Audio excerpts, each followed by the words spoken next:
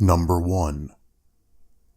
I should start off by saying that my brother is not only a military man, but he's your basic hetero, never let them see you cry cliché of a military man. He is not afraid of anything. Well, except for the entire country of Japan. This is his story. My brother joined the Marines when he was 18 and was stationed in Japan.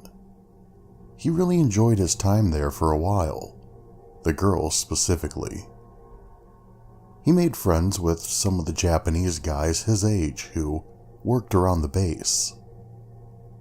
On nights where him and his soldier friends had the night off, the local Japanese guys would show them around, bring them to bars, introduce them to girls, etc.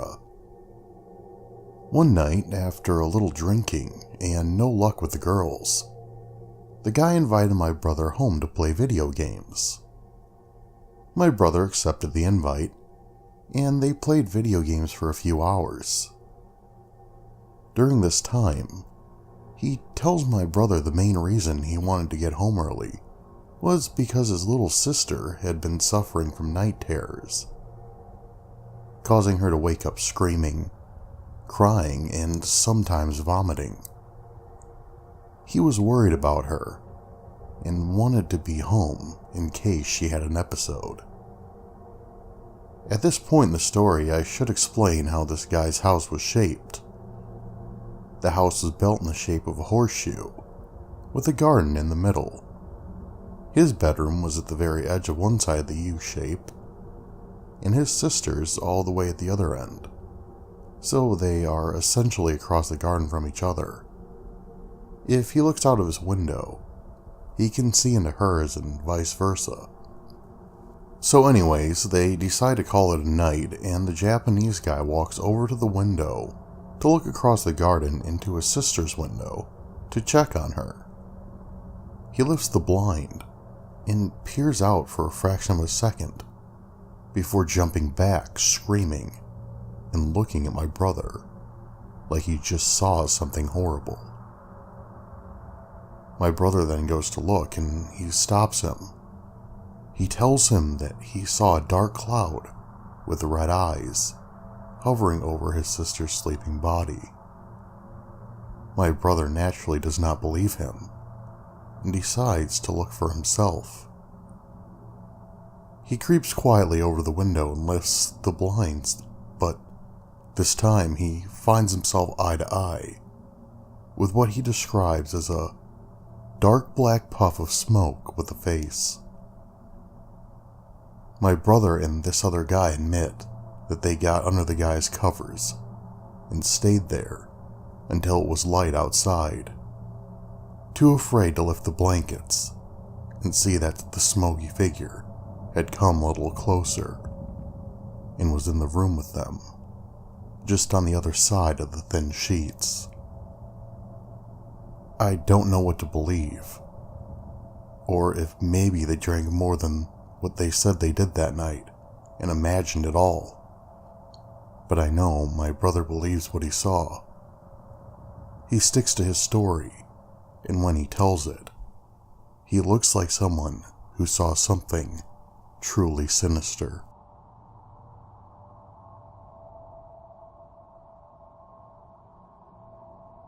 Number 2. A certain countryside region was hit by earthquake. I headed to the nearest elementary school building, which was a designated emergency shelter, and decided to spend the night in there. But as it turned out, it was too crowded, and therefore too noisy and too warm.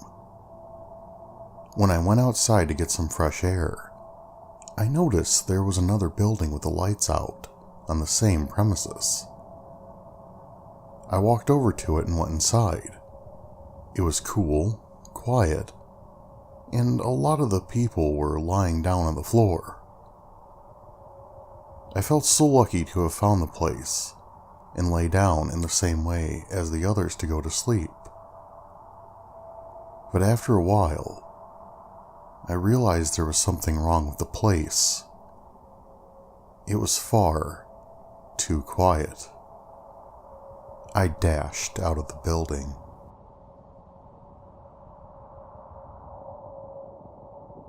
Number 3.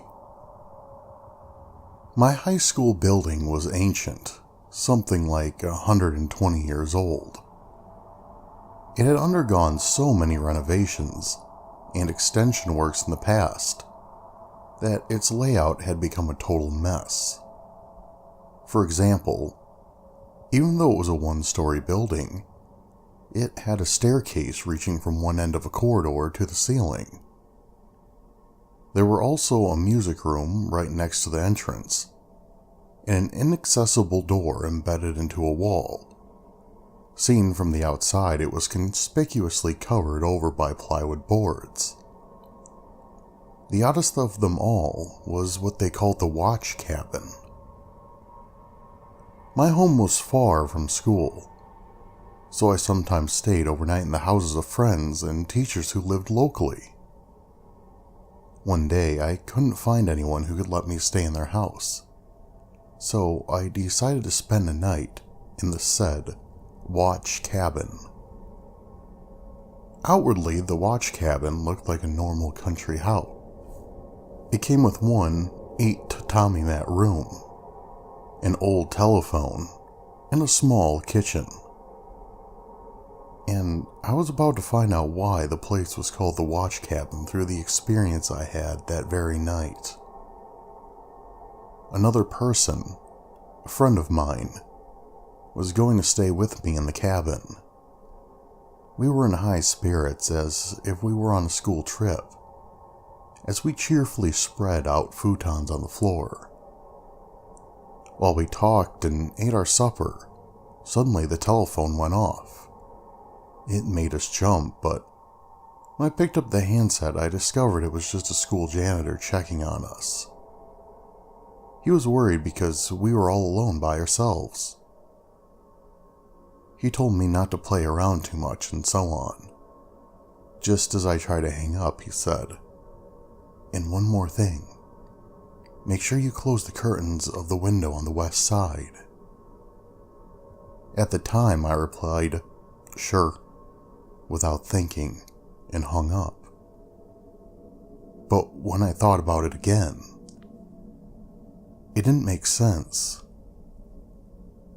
I didn't remember there being anything notable on the west side. So we were saying, what was he talking about? As my friend opened the curtains to look out. What we saw there was an old sinister-looking well, encircled by a hemp rope, like something you might see in a shrine. Until then, I had never noticed it, because it was hidden away in a secluded spot, sandwiched by the school building and cabin. I felt a shiver run down my spine the moment I laid eyes on it.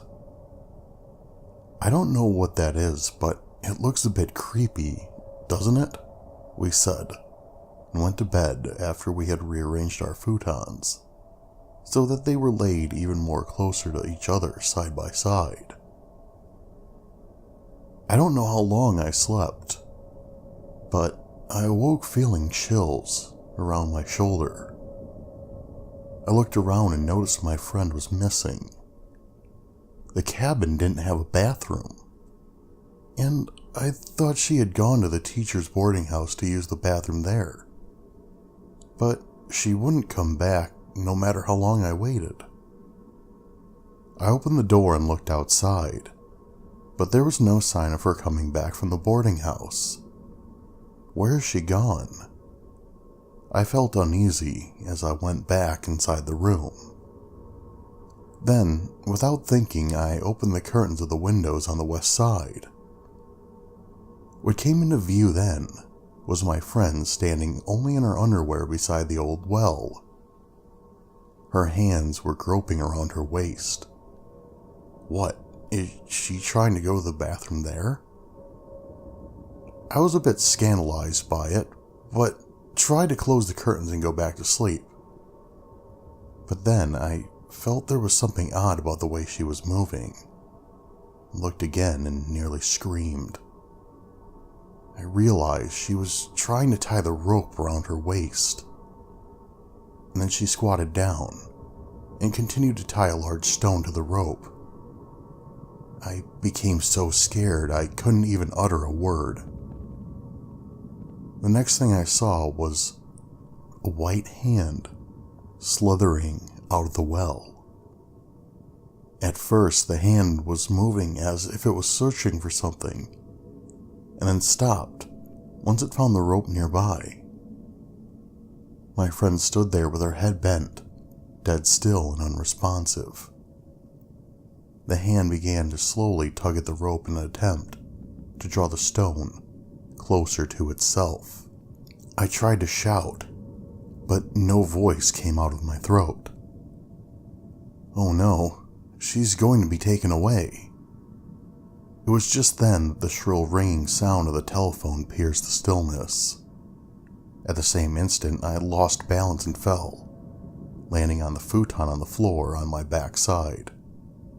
Immediately, I felt my body, which I realized had been paralyzed before, become lighter. Before I knew, I was out of the door and dashing towards my friend next to the well. I dragged my stupefied friend into the cabin and shouted her name again and again. Soon my friend regained her consciousness and started crying. I felt so relieved that I started crying with her. My next thought was we needed help, and I made a grab for the telephone. But again, I ended up falling on my bottom along with my friend who was clinging to me. That was because the telephone only retained the shell, and it had no machine parts inside, let alone telephone line connection. It was only at a later date that we found out the old story surrounding the well. When the school first opened, students kept committing suicide by throwing themselves down the well. The school tried to bury the well, but the attempt never came to fruition because the other people who tried to bury it started dying one after the other. In the end, the school gave up on the idea of burying the well and decided to renovate and extend the school building instead, in a way that would enclose the well and make it less conspicuous. But even then, people would still come and throw themselves into the well, so they finally decided to build the watch cabin there and station a watchman inside. However, the watchman himself ended up jumping down the well. So since then, the watch cabin had been empty. How did the telephone call warning us not to open the curtains reach us?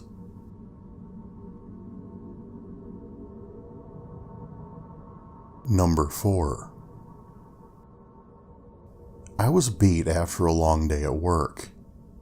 When I reached my apartment block and tried to get in the elevator, there was already a man inside it.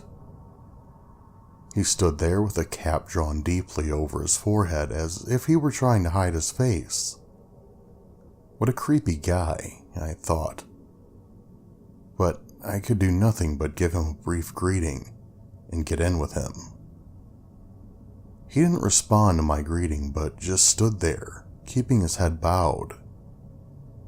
The man got off the elevator before me, but just as he was getting out, his shoulder bumped into me. I apologized. "Oh, sorry," just to be polite. But he ignored me and walked away, still keeping his head bowed. When I returned to my room, I looked at the part of my body where he had bumped into and found some blood on my clothes. Disgusting, I thought, but didn't think any more of it. A few days later, when my room's doorbell rang, I looked through the peephole and saw a police officer standing outside. "Excuse me, madam, but a few days ago we had a murder case in this building. "Have you seen any suspicious looking persons around here?" asked the police officer. The question brought to mind the creepy guy in the elevator, but I was watching an interesting TV drama at the time, and if I told the police officer I saw someone, I would probably have to spend a long time being questioned by him, and I was just too lazy for that. So I answered, "I haven't seen anyone." The police officer went away without any further ado. Next day, while I was watching TV, news coverage of a murder case appeared on it. It said the murder took place in this apartment block, and it happened on the very day I saw that guy in the elevator. So it really did happen that day. The murderer had already been caught. The news proceeded to show a picture of the murderer.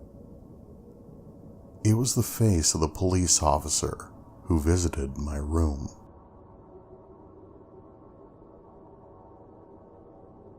Number 5. I had a strange hobby. After midnight, I would go up on the rooftop of my house and, using binoculars, observe the town where I lived. I took joy in looking at the quiet town, so different from how it was in daylight.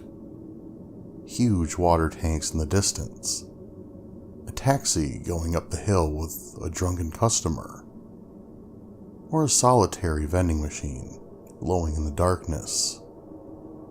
All such things somehow excited me. To the west of my house there was a long steep hill which went straight down to my house. So when I looked to the west, the entire hill easily came into view.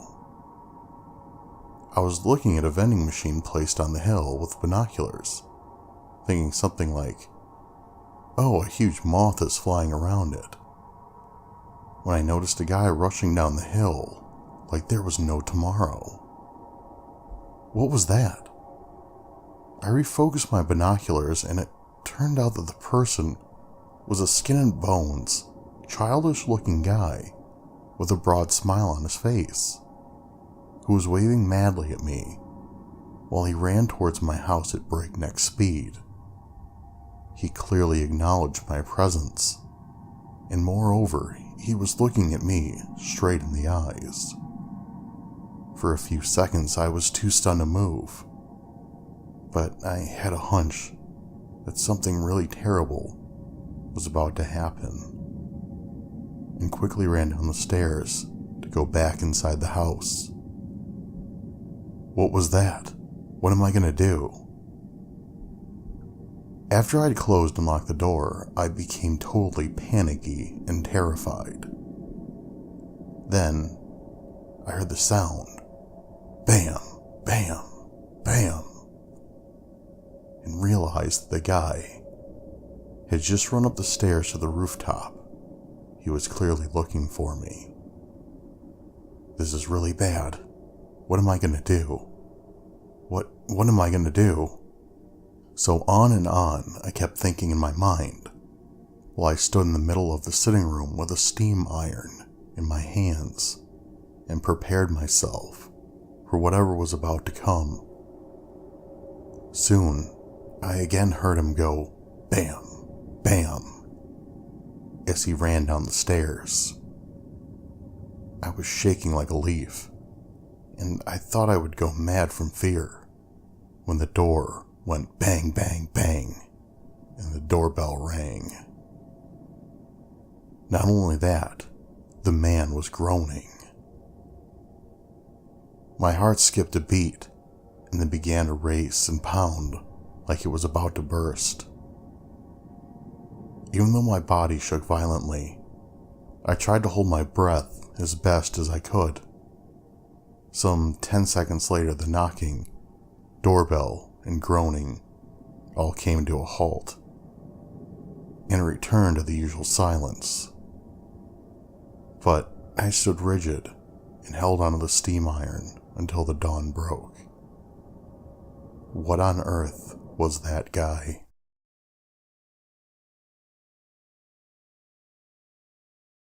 Hey everyone, Dismal Hero here, and I'd like to thank you for checking out the video. Please subscribe if you haven't already, like and share the video if you enjoyed it. I'm always looking for new and exciting stories, so if you have a scary encounter that has happened to you, please email it to me in the link in my description. Thank you for watching, and I look forward to seeing you back here again next time.